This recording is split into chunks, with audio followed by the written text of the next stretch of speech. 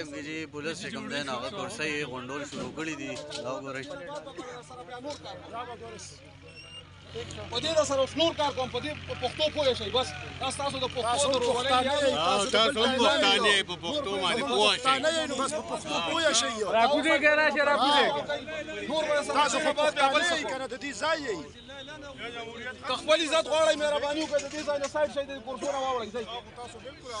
تاسو څوک یې سړی د عمران خان دپاره خپله څنګه خو یو شی ولکه تاسو څوک یې ټولې دا کورسۍ تاسو دا نوکري د ګلخان کې سړیه تاسو له عوامو سره اتحاد پکار دی عوامو سره کلک ودرېږئ